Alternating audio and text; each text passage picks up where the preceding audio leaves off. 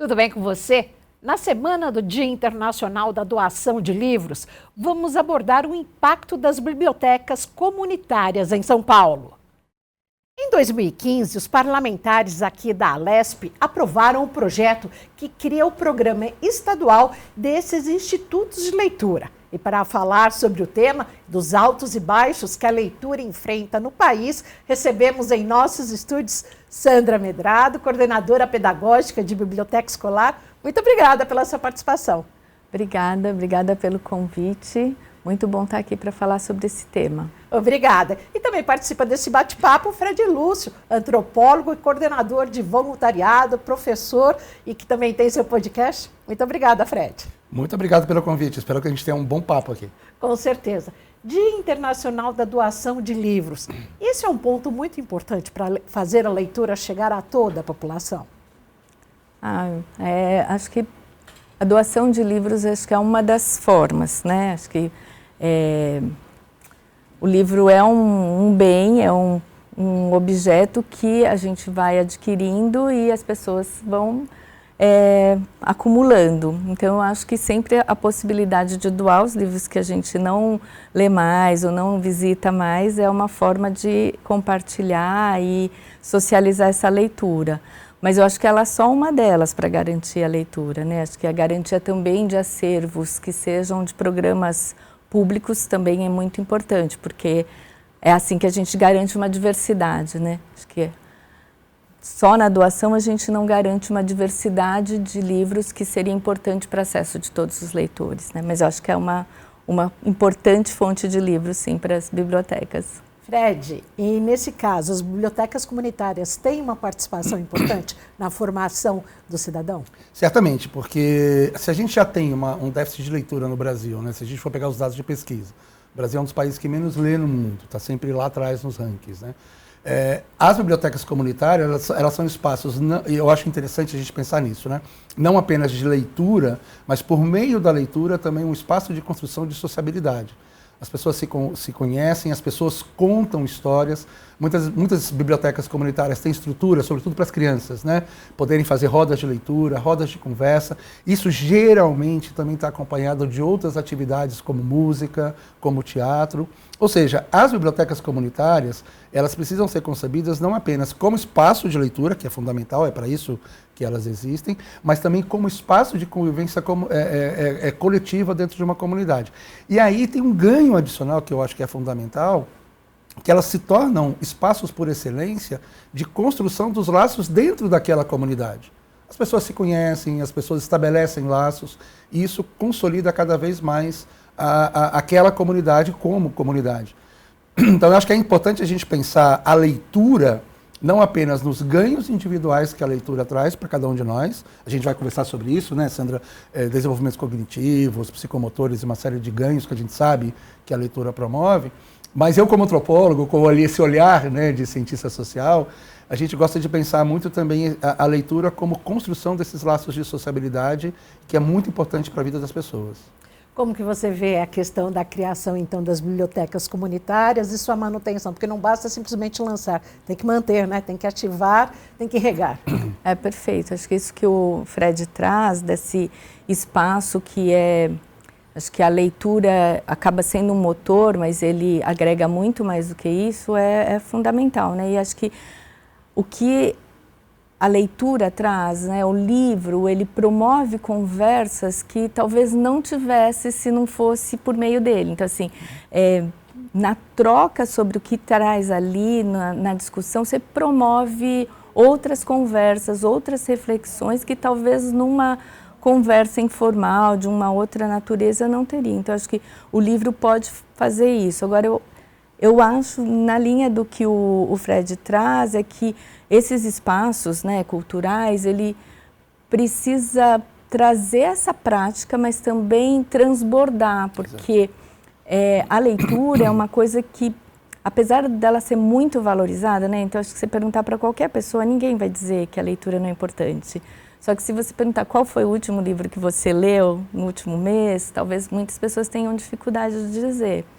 Então, acho que esses espaços comunitários precisavam garantir que a leitura transbordasse dele e fosse para o dia a dia das pessoas. E acho que esse é um desafio, né? Porque acho que a leitura demanda um tempo, demanda uma concentração que vai precisar que as pessoas valorizem e pratiquem. Porque é nesse, eu costumo dizer assim, é nesse lugar que a criança vai ver um adulto lendo, que ela vai falar, puxa, isso é muito bacana, né? Se meu pai, minha mãe, minha tia lê e se diverte, ou lê e presta tanta atenção, é porque isso é muito bacana. Então, essa prática social é que eu acho que vai encantar e vai promover muito mais leitura no dia a dia da formação, né? Por favor, Fred. Eu queria só completar o que a Sandra está falando. Me lembrou, enquanto você estava falando, me lembrou muito, gente. Acho que todo mundo que assistiu Bacurau se lembra daquela cena maravilhosa, que é uma cena crítica, né, de um candidato a prefeito da cidade jogando um caminhão de livros, né, para a comunidade de livros velhos, que é o que a gente estava comentando sobre a doação de livro, né, que é uma coisa que as pessoas precisam prestar atenção, é que tipo de livro elas estão doando. Porque eu trabalhei com recepção de livros doados durante muito tempo num projeto que a gente tem na faculdade, e a dificuldade de triagem é muito grande, né? Porque a gente precisa entender que não é qualquer leitura, é uma leitura que realmente estimule a formação. E essa cena de Bacurau, para mim, é linda, porque qual era um dos epicentros daquela comunidade descrita no filme? Era a biblioteca do professor, com as crianças em volta, né? E essa cena é muito bonita porque ela expressa muito da nossa conversa aqui, né? Que é essa ideia de você, de fato, adorei a palavra que a Sandra usou, transbordar, né, essa experiência comunitária por meio da literatura. E uma coisa que a gente estava conversando antes é o fato de que também a leitura, ela precisa ter um contraponto para estimular, é um círculo virtuoso que a gente chama, né, que é estimular a produção desses estudantes, dessas crianças, desses jovens. Ou seja, vamos ler e vamos escrever o que a gente acha, o que a gente pensa, vamos inventar as nossas histórias, vamos criar os nossos mundos, né? Então, isso, na minha opinião, é um fator que também estimula a leitura, porque aí estimula a criançada, a garotada, os jovens, a procurar repertório para transbordar, amei essa palavra, eu vou usar várias vezes, para transbordar essa experiência humana que a literatura traz para a gente, que a leitura, melhor dizendo, traz para a gente. E dando um passo à frente para depois voltar. E hoje tem a inteligência artificial que faz o resumo dos livros, né? Isso é muito triste, né? Eu costumo dizer para os meus estudantes, Renata, o seguinte... eu amo tecnologia, eu sou um idoso que adora tecnologia, eu fui criado, né? A nossa geração, né, foi criada com o desenvolvimento da tecnologia, adoro usar IA, uso bastante para várias questões, mas eu coloco para o estudante o seguinte, as ferramentas de IA que existem, e são centenas, não são nem dezenas, são centenas, as ferramentas de IA que existem, elas devem ser usadas como interlocutor para o seu trabalho, não como alguém que vai fazer o seu trabalho. Então, se você senta, você tem uma ideia, você tem lá um repertório, e você senta, joga aquilo para a ferramenta que você está utilizando, seja para escrever um texto, seja para elaborar um desenho, ou o que for, e vem uma resposta. E você tem que ter a capacidade para, sobre aquela resposta, você verificar qual é o seu destino para aquilo, como é que você dialoga com aquilo, né? E aí você vai construindo junto. Eu acho uma ferramenta importantíssima. O que a gente precisa fazer, como toda ferramenta tecnológica, inclusive os e-books, os audiolivros, que são...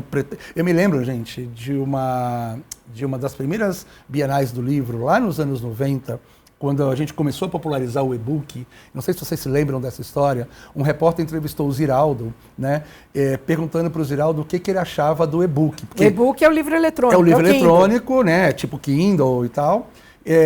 Que as pessoas sempre têm esse raciocínio binário que veio o eletrônico vai substituir o analógico, né, ou o antigo, que na verdade são convivências, né?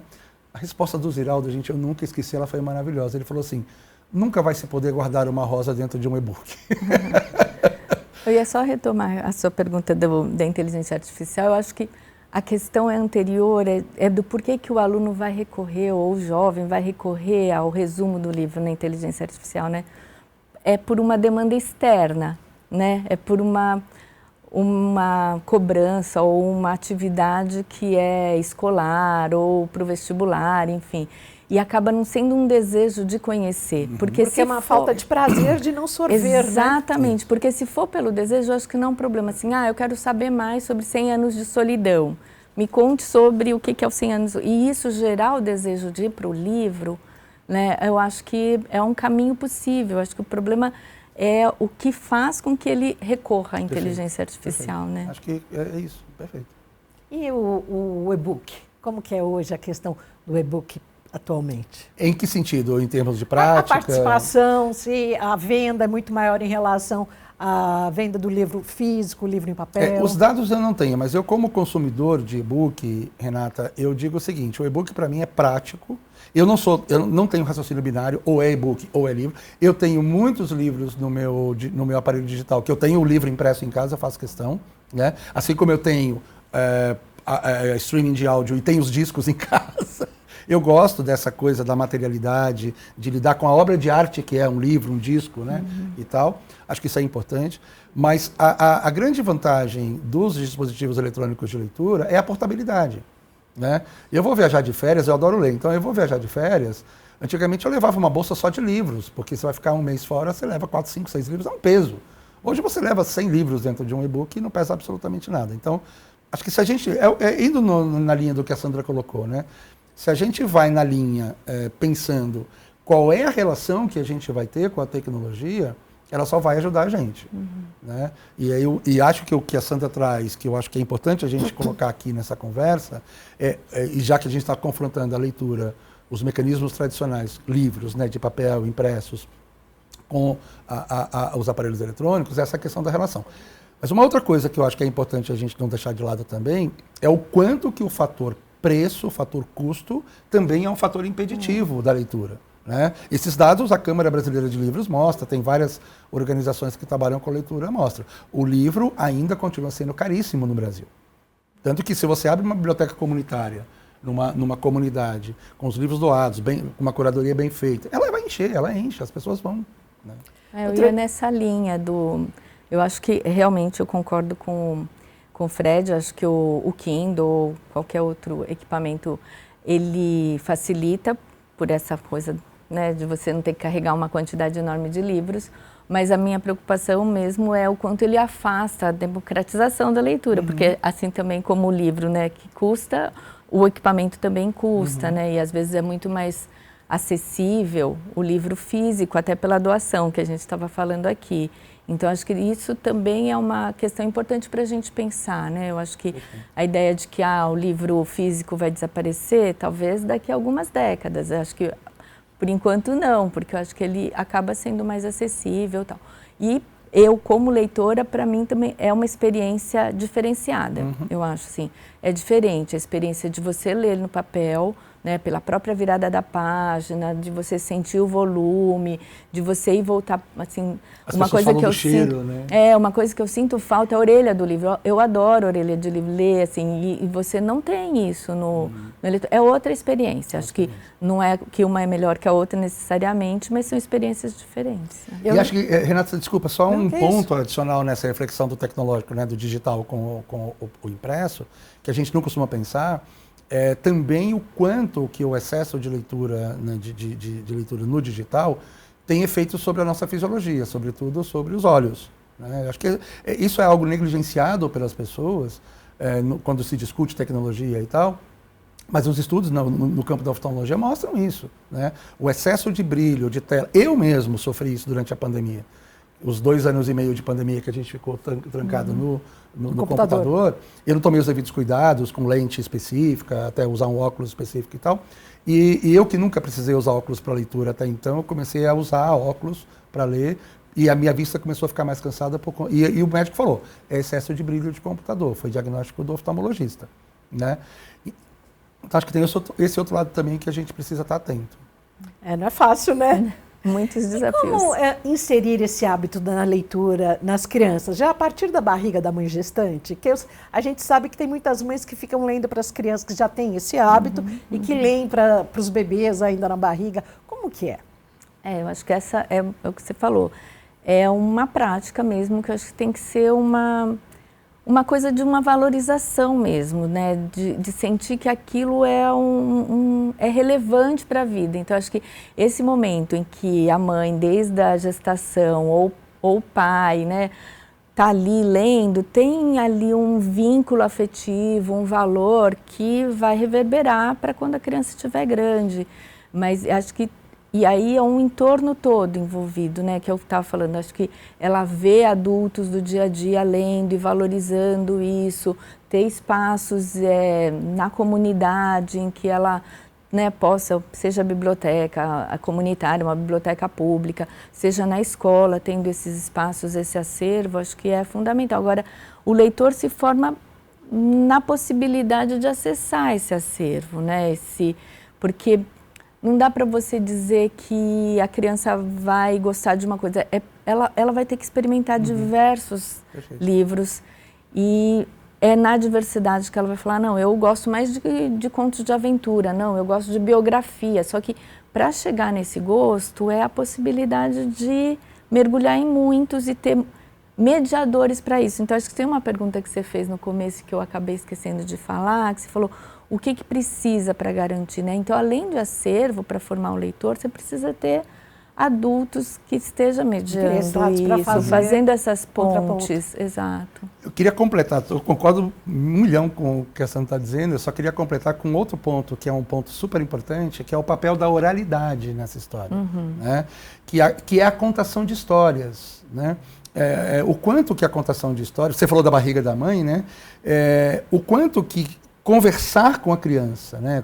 Estimular ali essa relação afetiva, emocional, mas também cognitiva, porque já está demonstrado também que quando a mãe e os adultos conversam, estimulam a criança ainda no ventre da mãe, isso também ajuda o desenvolvimento de neurônios e quando o bebê nasce, né? Exatamente. A leitura. Tem uma coisa afetiva e tal. Então, eu quero trazer o papel da oralidade, gente, porque é uma coisa importantíssima num tipo de sociedade com a qual nós não estamos acostumados a lidar, que são as chamadas sociedades ágrafas, as sociedades sem escritas, sociedades indígenas tradicionais, sociedades africanas e tal, em que o papel da oralidade é fundamental.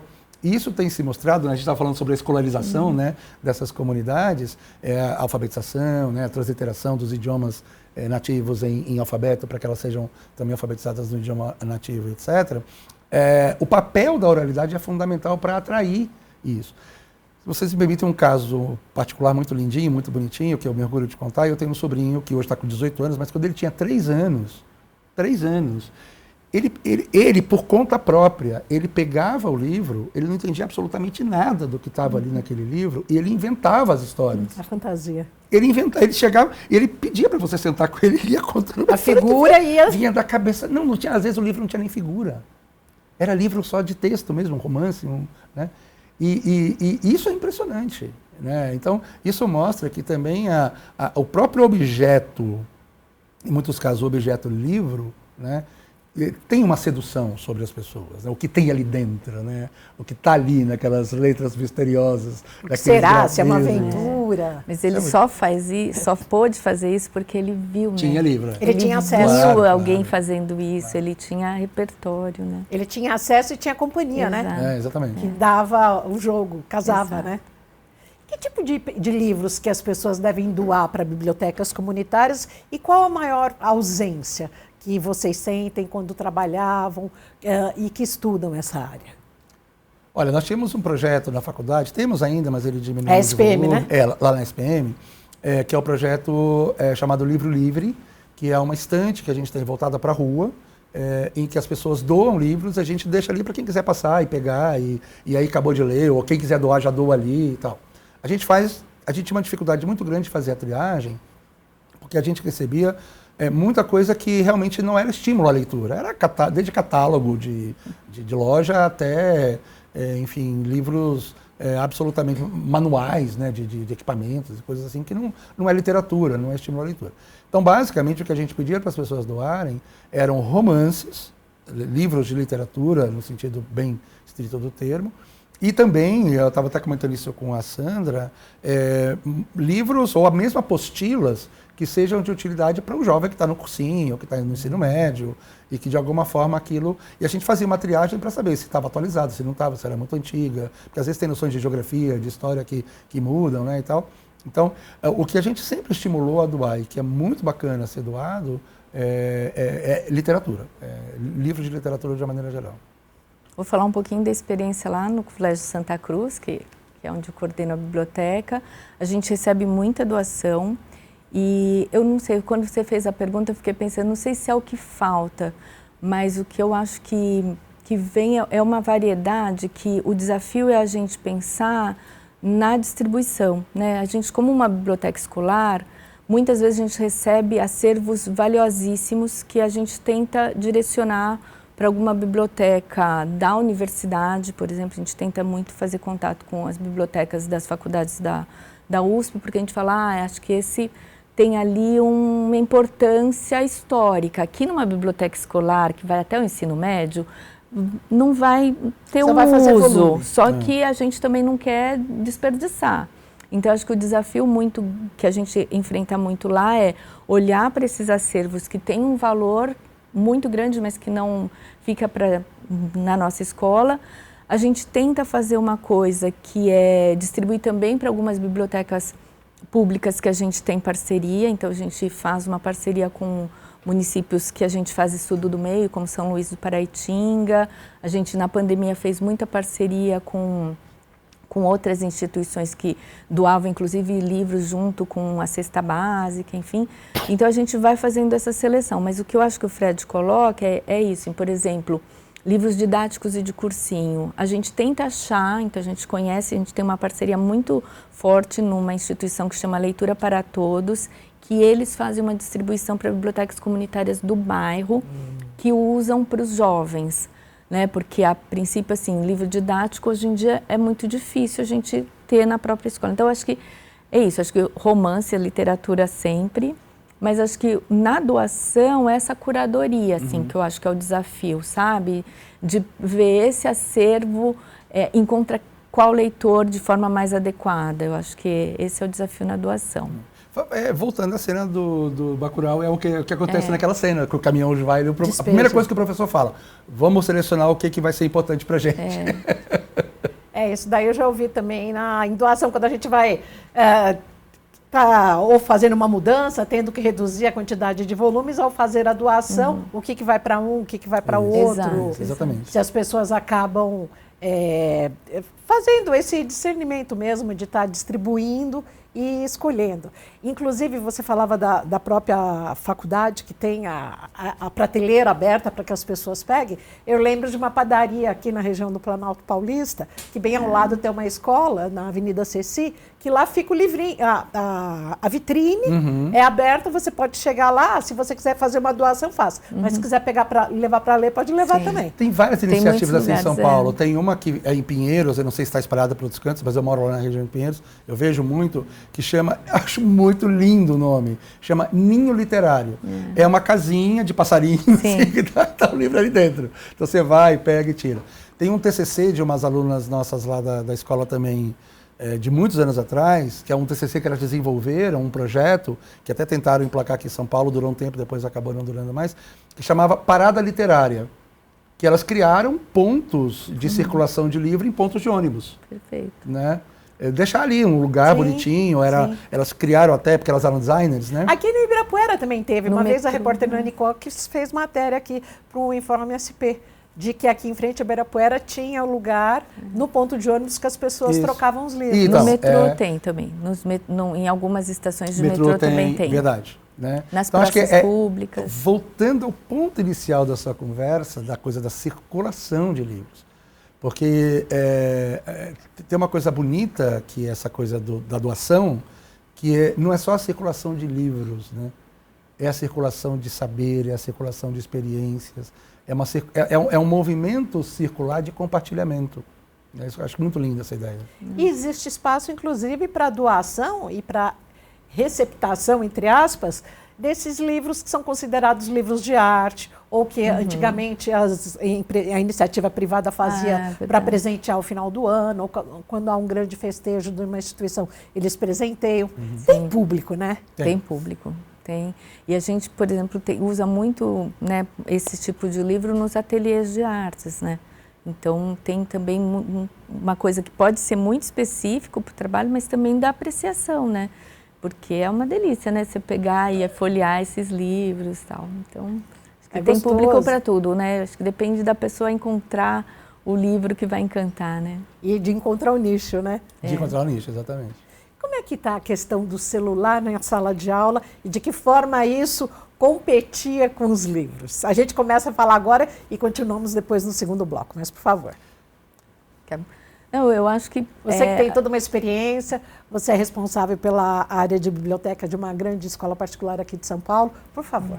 Então, acho que o celular, no geral, ele concorre muito, né? Eu acho que a tecnologia concorre muito com a questão da leitura, né? Acho que essa coisa da facilidade, da rapidez, dessa forma de funcionamento de oferecer coisas que já sabem que aquela pessoa que está vendo vai gostar. Então, acho que a tecnologia faz com que seja muito sedutor o tempo, né? A gente passa um tempo muito rápido nesses equipamentos.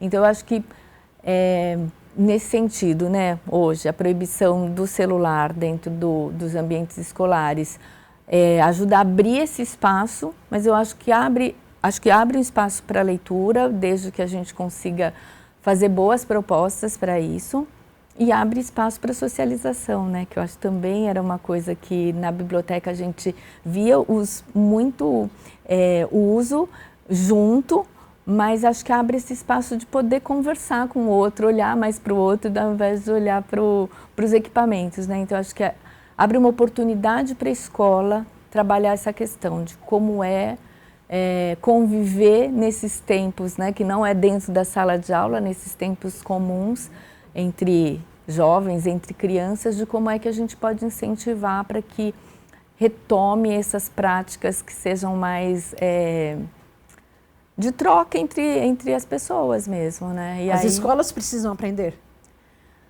Eu não sei se as escolas precisam aprender, elas precisam aproveitar, acho que esses espaços de coisas que já eram né, assim, brincar de amarelinha com as crianças, ter jogos, né, de trilhas com as crianças, ou mesmo de sentar e conversar nos intervalos, acho que já eram as práticas escolares e que se perdeu por uma invasão tecnológica. Acho que é retomar, né? Qual o seu olhar antropológico sobre isso? Então, mais do que antropológico, meu olhar como professor de sala de aula, né? Porque você dá aula para adultos. Eu estou dentro da sala de aula e eu recebo exatamente essa galera que já vem dessa formação. O vício nas telas. Exatamente. Eu acho que aí essa questão, gente, abre muitas portas, puxa muitos fios, a metáfora que você quiser utilizar, porque nós estamos falando no fundo, de alguns pontos que têm a ver com habilidades e competências socioemocionais e psíquicas. E a principal delas, na minha opinião, é a concentração. Isso envolve a leitura, isso está ligado à leitura, isso está ligado ao exercício profissional, e a posturas que eu tenho chamado, talvez por vício da profissão, de postura civilizacional. Porque você está diante das pessoas, é muito comum você estar conversando com as pessoas e as pessoas com o celular na mão, não estão prestando atenção no que você está dizendo, né? E isso é uma atitude anticivilizatória que precisa ser combatida, né? Ela precisa, e isso está desde a infância. Você está num restaurante lá, você está vendo um casal com filhos, para a criançada ficar quieta, põe o celular na mão da garotada, então ela já vai se acostumando com essa prática de estar com o equipamento na mão, com outras pessoas na frente, sem precisar olhar para as pessoas, sem precisar conversar com elas, sem precisar interagir com elas. Então, acho que antes de falar da concorrência ou da competição da tecnologia com a leitura e tal, eu acho que a questão da concentração, da dificuldade de concentração, a gente estava conversando sobre isso, né, antes de entrar aqui, a dificuldade de concentração e o quanto que isso realmente prejudica várias esferas da vida das pessoas, inclusive a socioemocional. Porque você não consegue interagir, tem uma dificuldade, não é que não consegue, mas tem uma dificuldade muito grande de interagir. Então, acho que eu colocaria como um pano de fundo nessa questão do celular na sala de aula, isso como algo muito maior. Agora, é claro, a gente também estava conversando sobre isso, eu concordo totalmente com a Sandra, a proibição é uma medida emergencial e necessária, mas se ficar só nela, não vai adiantar absolutamente nada, que a gente sabe perfeitamente bem. Proibição por proibição sempre vai gerar recursos contra a proibição. Ou seja, você vai fingir, você vai fazer burlar. Escondido, você vai burlar, você vai... E tem também bater o sinal do recreio, bater o sinal de ir embora. Pessoa saiu da escola, pega o celular e fica o dia inteiro. Eu vejo com certo otimismo essa iniciativa, desde que evidentemente não pare nisso, como a gente está comentando, Porque eu, como professor, como professor universitário, eu espero receber daqui a 3, 4 anos um jovem menos dependente. Porque o que nós estamos falando é isso, né? É uma dependência de tecnologia. São pessoas que não conseguem ficar, claro que em níveis diferenciados, né? Em níveis diferentes, mas elas não conseguem ficar sem. O cara esqueceu o celular em casa, fica louco, fica doido. E não é por necessidade de trabalho, não. É uma dependência psicológica mesmo. Então, Olha, hoje aqui no Alesp Cidadania nós estamos falando sobre o hábito da leitura, as bibliotecas comunitárias. Daqui a pouco a gente volta. O professor Fred Lúcio deu um spoiler aqui para falar da questão da transição do celular na sala de aula, o jovem já na faculdade. Também a professora Sandra Medrano vai falar sobre esse assunto daqui a pouco. Fique ligado, o intervalo é rapidinho aqui no Alesp Cidadania.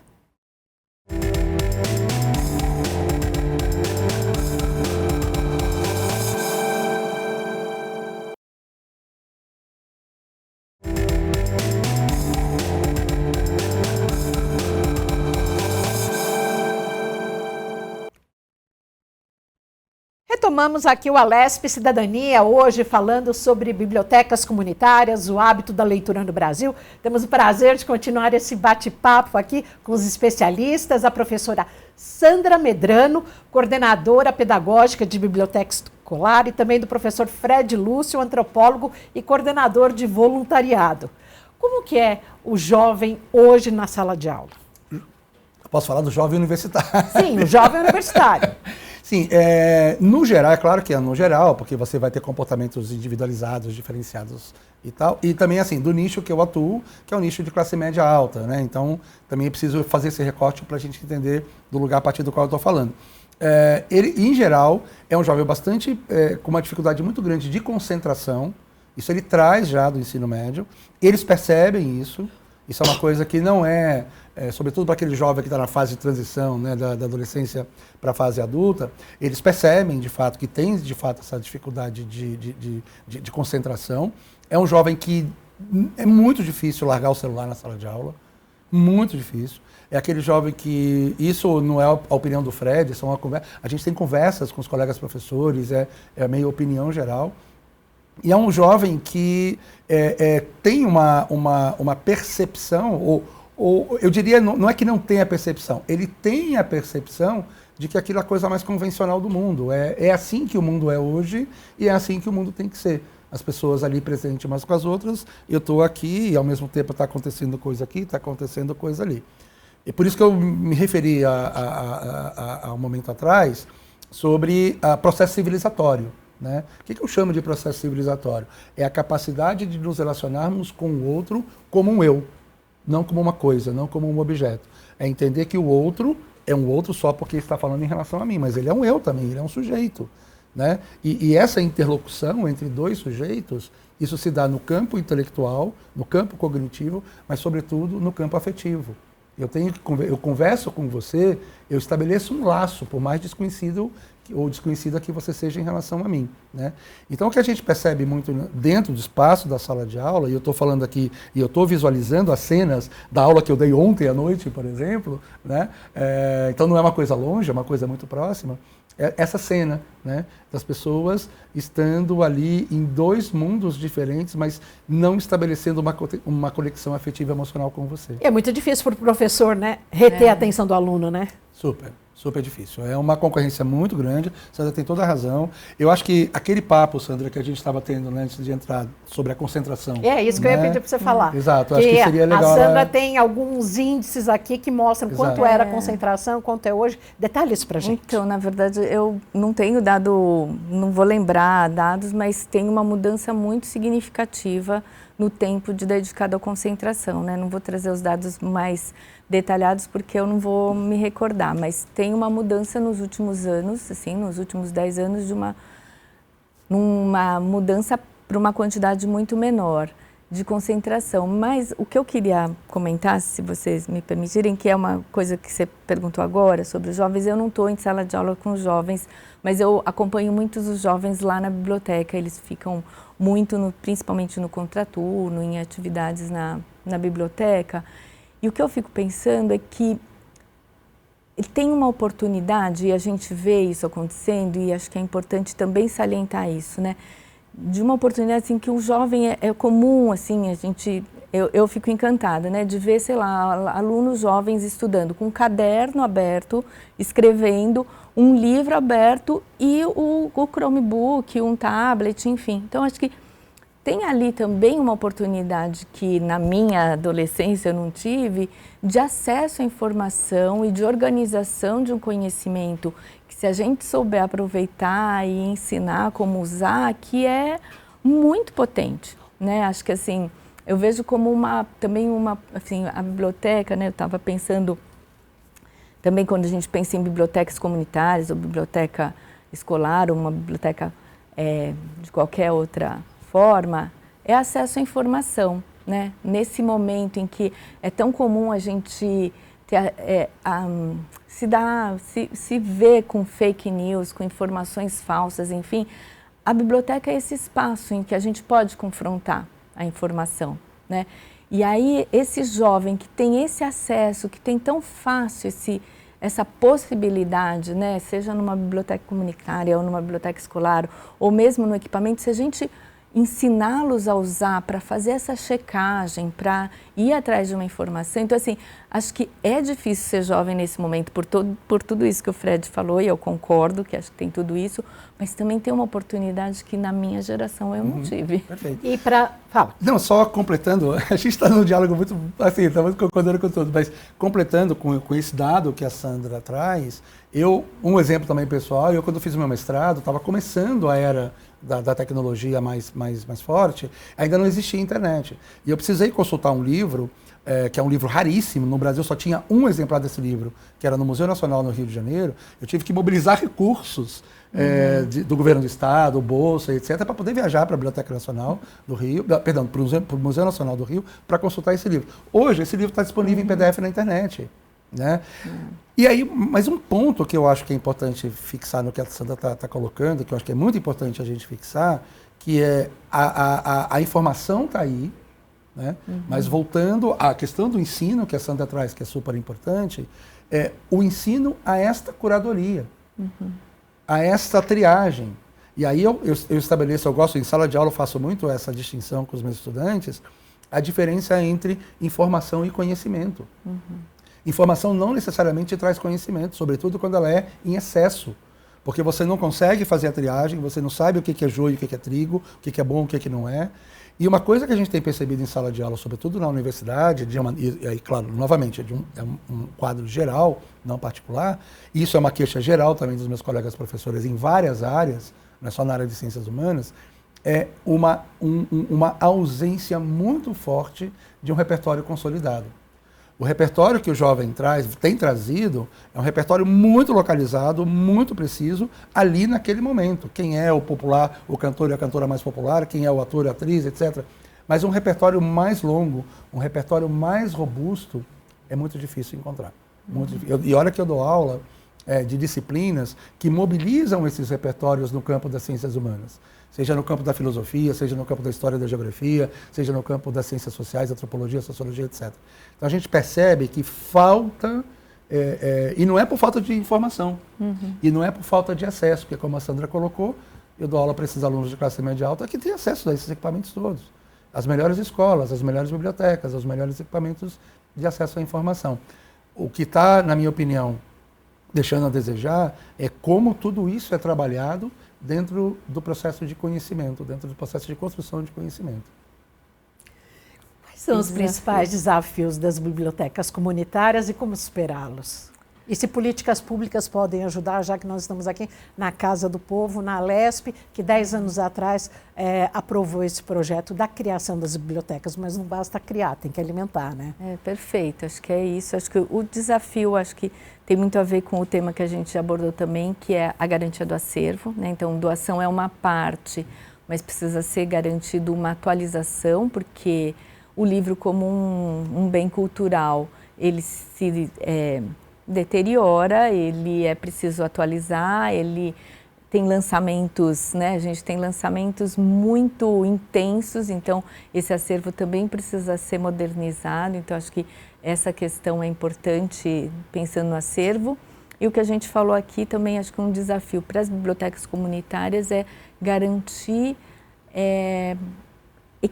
além do equipamento, pessoas que possam fazer essa mobilização. Pessoas dedicadas e apaixonadas, né? E que eu acho que pode sim contar com voluntariado, mas pensando em situações, precisa ter uma garantia de continuidade, né? E aí eu acho que a questão do poder público, de programas públicos, são fundamentais para garantir uma perenidade, né? Então, assim, para o acervo, acho que a gente pode contar com doação, mas precisa ser garantido um programa de atualização periódica e de profissionais que estejam ali dedicados a isso, para fomentar mesmo essa prática de leitura para além daquele espaço. Professor, pela sua experiência nessas décadas. Então, eu me lembrei de um outro projeto agora que eu me envolvi há 2 anos e meio, que não é aqui em São Paulo. Hoje virou moda de novo, porque a novela Tita está passando à tarde na Rede Globo, mas é um projeto lá em Mangue Seco, na divisa da Bahia com o Sergipe. Eu tenho uma amiga que é de lá, ela mora lá em Mangue Seco, ela é formada aqui em São Paulo em economia e tal, mas a família dela é de lá, a casa dela é a casa onde a novela foi filmada, enfim. E ela, quando foi para lá, ela optou por voltar para lá, ela foi... Gente, essa história aconteceu, ela foi procurada pelas crianças lá da vila de Mangue Seco, porque elas estavam, por causa da pandemia, há 2 anos sem frequentar a escola, e elas ficaram sabendo que ela era professora. Hoje, a Roberta criou um grupo de crianças lá em Mangue Seco, de estímulo à leitura no contraturno e de estímulo a atividades. Ela tem formação Waldorf, o que é uma coisa importante também, importante dizer, né? E é um projeto muito lindo, porque é uma iniciativa que partiu das próprias crianças. Uhum. E aí, por que eu estou contando isso? Para montar a biblioteca lá, né, que é uma coisa que saiu do zero, começou com os livros que ela tinha. Uhum. Quando ela abriu a porta da casa, ela me contou essa história, o menininho olhou e falou: nossa, professora, como a senhora tem muito livro, a gente não tem nenhum em casa. Uhum. E aí ela começou a estabelecer parcerias, né, parcerias institucionais com a prefeitura local. Eu me lembro que eu fui com ela algumas vezes na escola do município, que era num outro lugar, 8 quilômetros de distância, para conversar, para ver como é que a gente montava o acervo dessa biblioteca lá em Mangue Seco. E desde parcerias institucionais, né? A gente conseguiu fazer parcerias com algumas editoras aqui de São Paulo para doação de livros. Enfim, eu acho que isso que a Sandra está colocando, essa mobilização de recursos, que cabe ao poder público, cabe à iniciativa privada, eu acho que é muito importante isso. As editoras têm um papel importante nesse processo também, né? Mas também cabe à própria mobilização da comunidade. E aí tem um outro aspecto sobre as bibliotecas comunitárias que a gente não falou muito, mas que vale a pena comentar. A Sandra tocou nesse ponto agora há pouco, na final da fala dela, que é a questão do voluntariado. É o quanto... Isso que eu gostaria que você falasse também da sua experiência. Então, é o quanto a gente precisa de pessoas, e de preferência da própria comunidade, porque entende a comunidade. Tem a coisa que eu falei lá no comecinho, né, do estabelecimento de vínculos socioemocionais e de consolidação da comunidade, mas que organize esse processo, que dê um fluxo sustentável, inclusive, para esse processo. Porque tem isso também. Tem muita iniciativa comunitária que começa, mas ela não vai para frente por falta desse apoio, justamente para continuar ao longo do tempo. Porque não pode ser... Nos nossos trabalhos de voluntariado, um dos trabalhos que a gente tem é consultoria de marketing, comunicação e gestão para ONGs, né? E a gente brinca, tem dois termos bonitinhos que a gente criou, que é DNGs, que é desorganizações não governamentais, que são aquelas organizações fruto de muita paixão, mas que as pessoas não têm muita noção, né? E também de ING, que é indivíduo não governamental, que é aquela ONG que é de uma pessoa só. E muitas vezes essas iniciativas comunitárias são iniciativas de uma única pessoa que, se não houver uma mobilização comunitária, ela vai morrer em pouco tempo, né? Então, é muito importante que a gente tenha essa noção de que o voluntariado, por si só, não resolve o problema. É preciso que seja um voluntariado com sentido, dentro daquela realidade específica e que tenha o engajamento das pessoas que se envolvem ali. Muita gente hoje, os mais jovens, desconhecem, mas 4, 6 décadas atrás, quando sequer a tecnologia passava longe, acho que o maior bem que uma família, pelo menos isso eu convivi, o maior bem que uma família podia adquirir com os filhos na escola era comprar uma enciclopédia. Então tinha a Barça, tinha a da Editora Abril, por favor me lembrem o nome das outras. Enciclopédia do Estudante. Século XX. O Guia do Estudante. Biblioteca século XX. Então, e Isso, então era a família conseguia adquirir, e tinha os vendedores de livro, Sim, porta a porta das sim, enciclopédias. Eu passei por isso. E a família receber isso, ter isso na estante da sala, era um baita aprendizado, inclusive, para quem não teve acesso, né, e que estava podendo passar isso para os seus filhos. Como é que é daquele mundo para hoje? E eu me lembro de frequentar bibliotecas públicas, a do Centro Cultural, que era assim uma verdadeira experiência, e fazer um trabalho na biblioteca do Centro Cultural, também na biblioteca do SESI, na Avenida Paulista, e naquela que fica na região central, a Mário de Andrade. Mário de Andrade, Eu acho que você tem toda a razão, tem essa representação, né, social muito forte em enciclopédia. Acho que todo mundo, mesmo as famílias mais simples como a minha, faziam um esforço. Que era o nosso Google, né? Fazia, e acho que tinha essa representação social de uma valorização acadêmica, assim, escolar. A valorização do ensino. Acho que tinha isso, que é bonito. Ela hoje perdeu o lugar, né? A gente tem algumas enciclopédias lá na biblioteca do colégio, e a gente tem algumas aulas em parceria com o Núcleo de Educação Digital para discutir exatamente isso. Como era no analógico, a gente diz, e como é no digital, e fazendo essas relações, né, do índice remissivo com a busca no Google, e mostrando que, na verdade, o digital bebeu muito no que era do impresso. E acho que tem esse lugar de descoberta, que eu acho que, no fundo, é que a internet, né, tem uma coisa que eu fiquei com vontade de falar num outro momento, que acho que tem esse desejo e essa necessidade da gente formar, ensinar para o uso adequado da tecnologia, mas tem um pedaço que não está na nossa mão, que é o funcionamento dessa tecnologia, né? Do como é que essas big techs vão se organizando e vão oferecendo, exato, e que isso impacta demais no comportamento de quem utiliza. Então, acho que tem um pedaço que a gente não consegue abordar, a não ser na formação, e que é limitada. Mas o que eu queria dizer é que nessa formação, acho que quando a gente mostra e que os alunos começam a fazer essas pesquisas na internet, é um pouco parecido com que é o encantamento da gente ir para a enciclopédia, olhar, abrir numa página qualquer e ver aquela imagem e ler e saber mais sobre, sei lá, sobre os golfinhos. Aí de lá você podia ver sobre os pinguins, aí você ia na página dos pinguins e tal.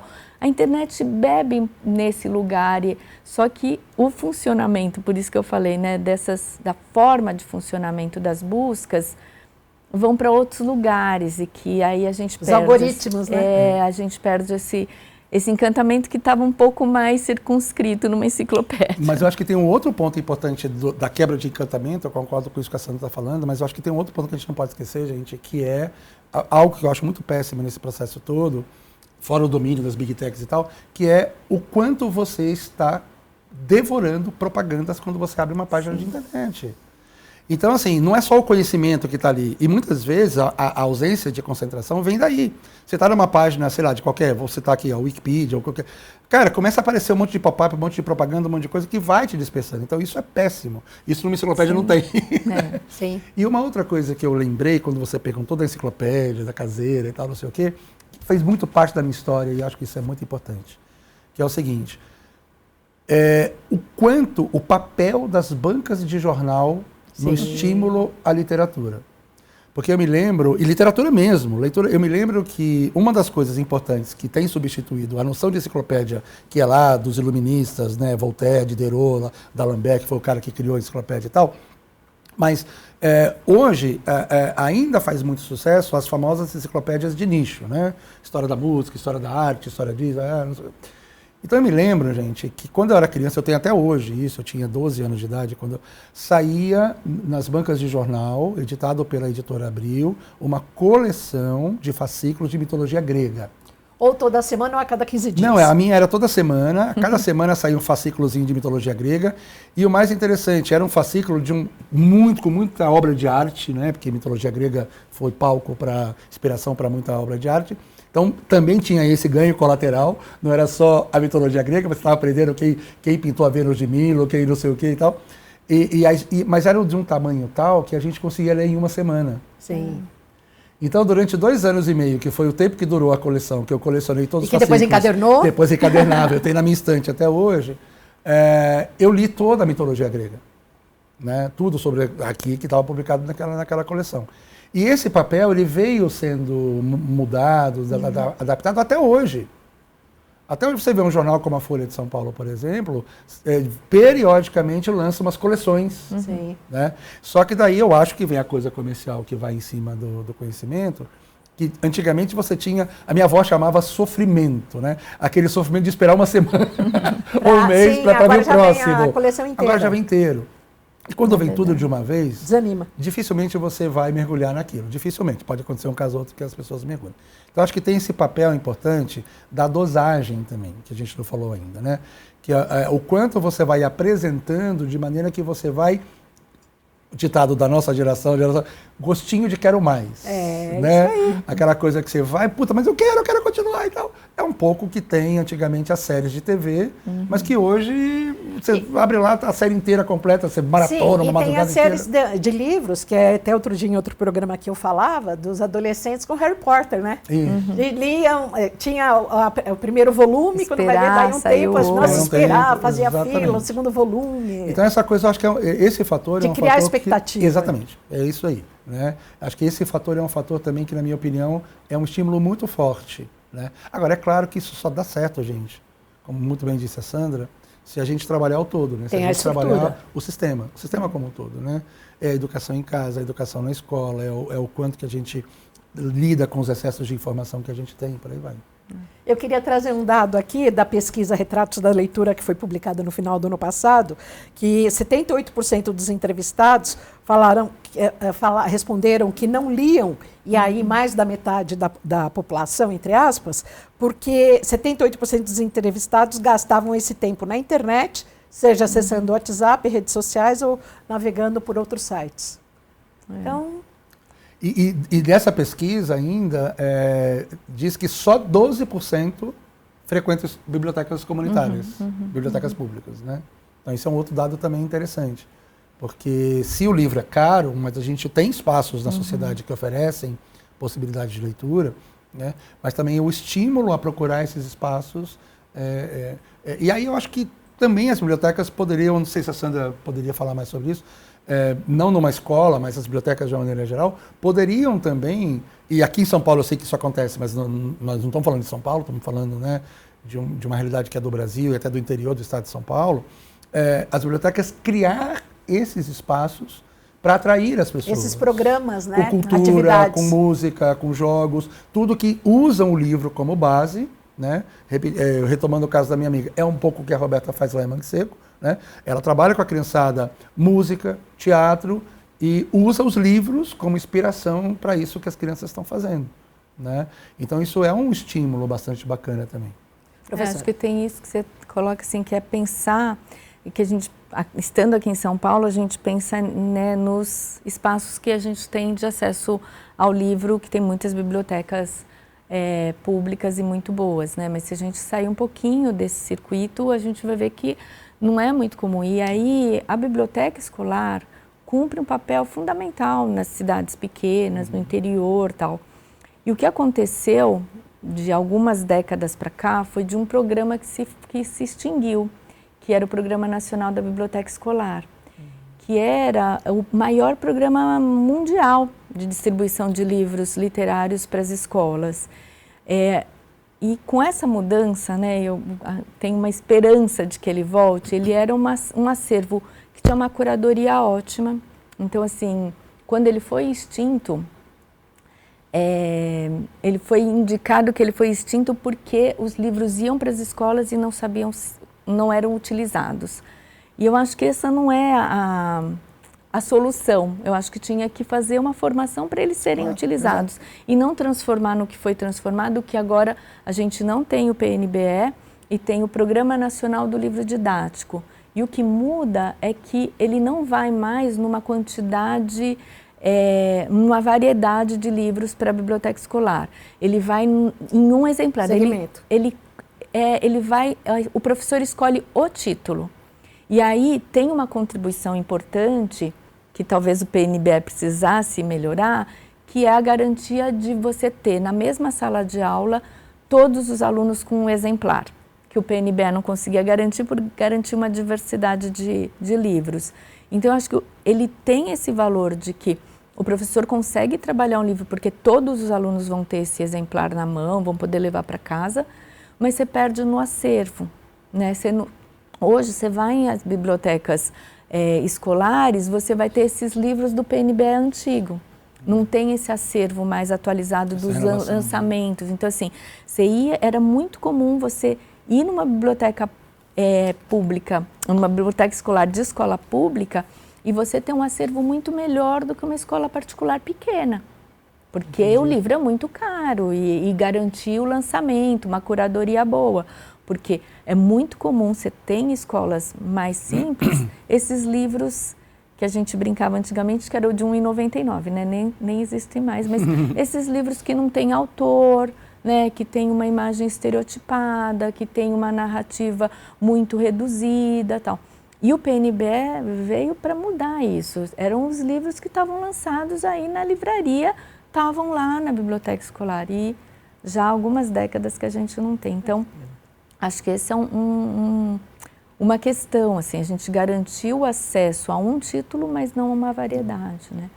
A gente já está se caminhando para o final do programa. Eu gostaria que vocês deixassem dicas aqui. Como estimular um aluno em sala de aula, como poder, para quem está nos assistindo, quem é educador, quem é pai, como estimular o hábito da leitura, como melhorar o acervo. Eu sei que uma mão só não faz, né? Não faz milagre, mas com dicas e reunindo a comunidade dá certo. A gente sabe que tem espaços e tem exemplos disso. Eu acho que uma forma é tentando dialogar mesmo, assim, tentando ver, assim, vamos escolher um livro juntos, vamos ler junto. Eu acho que uma coisa que talvez um jovem que não esteja tão habituado a ler com essa facilidade vamos ler junto, vamos ler um texto pequeno junto, vamos ler um conto, ou o adulto escolher uma coisa e tentar achar uma brecha de falar, putz, eu li um conto que eu achei incrível o final, eu vou ler e quero ouvir sua opinião. Então, tentar achar brechas para trazer a leitura mais perto, né? Eu concordo totalmente. Eu colocaria, de uma forma muito geral, resgatar ou trazer o aspecto lúdico da leitura. Eu acho que quando toda a experiência que a gente vê em que a leitura está associada, sobretudo quando está falando do público infantil e juvenil, né? Que a leitura está associada a isso, é um fator absolutamente sedutor das crianças. Eu vejo lá, voltando ao exemplo que eu citei de Mangue Seco, quando eu estou lá, que eu vejo as crianças, elas são absolutamente alucinadas com a leitura. E é algo que para elas estava distante, né? Então, quando você vê a leitura associada com o teatro, com música, com jogos, você aprende matemática por meio de jogos, e aí você vai para o livro e mostra como é que aquilo é formalizado, e a mesma coisa acontece com biologia, com todas as áreas de conhecimento. Eu acho que se a gente junta isso que a Sandra colocou, mas pegando esse aspecto lúdico, que eu acho que é o que não pode faltar, se você quer trazer a criançada para a leitura, se você quer trazer o público infantil e juvenil, tem que ter isso. E um último sentido, eu falei do lúdico e tem um outro, que é justamente essa ideia de uma leitura que faça sentido para aquelas pessoas, né? Meio Paulo Freire aí falando, né? Algo que esteja conectado com a realidade delas, com a história delas, com o modo de vida delas. Então isso também é uma coisa que atrai bastante a garotada. E a sua experiência com voluntariado, para encerrar, como é que é? É grande, você quer que eu fale de que absolutamente, né? Que a gente lá na escola, a gente descobriu, eu estava comentando isso com a Sandra antes da gente entrar aqui, um nicho muito bacana de voluntariado. Como é que uma escola de negócios, que é o caso da SPM, faz voluntariado? A gente utiliza as ferramentas de marketing, gestão e comunicação para projetos sociais. Então a gente faz consultoria de marketing. Aliás, nós estamos com o processo aberto, aproveitando para fazer então as ONGs que precisam de uma consultoria no campo de gestão, de comunicação e de marketing, né, para melhorar o serviço prestado para a comunidade. A gente tem um espaço para fazer essa consultoria, e a gente também leva um pouco do conhecimento que os estudantes aprendem na sala de aula para compartilhar com os estudantes de escola pública para melhorar a performance de possibilidade de ocupação no espaço de mercado que essa galera pode ter. E no seu colégio tem algum trabalho voluntário voltado a essa questão de literatura, de livros? A gente tem isso de fazer o trabalho de oferecer acervos para as outras... Mas dos alunos terem contato com as comunidades? Eles têm contato nos trabalhos, nos estudos do meio, mas não necessariamente voltado à leitura especificamente, mas as ações sociais. A gente tem ação social dentro do ensino médio, em que os alunos de primeiros, segundos e terceiros anos leem. Então, tem um grupo que lê numa creche, que é ali perto da escola, tem um grupo que acho que pega de 0 a 3, tem um grupo que lê numa turma de uma escola que chama Vitor Oliva, que é uma escola estadual ali perto, para os alunos do primeiro ano. E isso são as atividades de ação social específicas que tem no colégio e que aí os jovens leem, se preparam, leem, resgatam livros da infância deles para ler para os menorzinhos. É plantar a sementinha e agregando valor numa dupla riqueza. E acho que é um ganha-ganha, né? Porque quem vai ouvir a história ganha com essa leitura, mas o jovem do ensino médio também, porque ele volta, ele retoma os livros e acho que isso também é um caminho para ele ler mais. E principalmente o se doar, né? Sim. Perfeito. Sim. Agradeço muito a participação de vocês, o programa foi ótimo, falamos sobre bibliotecas comunitárias, sobre a questão do uso do celular nas escolas, da proibição do uso do celular nas escolas. Muito obrigada pela participação. E eu que agradeço, eu espero ter ajudado. E eu queria agradecer a Sandra, eu aprendi muito com ela, né, com os dados que ela traz, com as informações que ela traz da realidade dela. Adorei, obrigado. Imagina, professora. Imagina, obrigada. Foi ótima a conversa, foi muito boa essa dinâmica que a gente criou aqui. Foi muito obrigada pela oportunidade. Foi uma delícia o bate-papo. Você hoje acompanhou no Alesp Cidadania esse bate-papo com a professora Sandra Medrano, que é coordenadora pedagógica de biblioteca escolar aqui na capital, e também com o professor Fred Lúcio, antropólogo e coordenador de voluntariado. Rapidinho, qual que é o podcast do senhor que faz muito sucesso? Antropocast, é o podcast de antropologia para quem não é da área de ciências sociais. Muito obrigada pela sua audiência aqui no Alesp Cidadania. Fique sempre na Rede Alesp.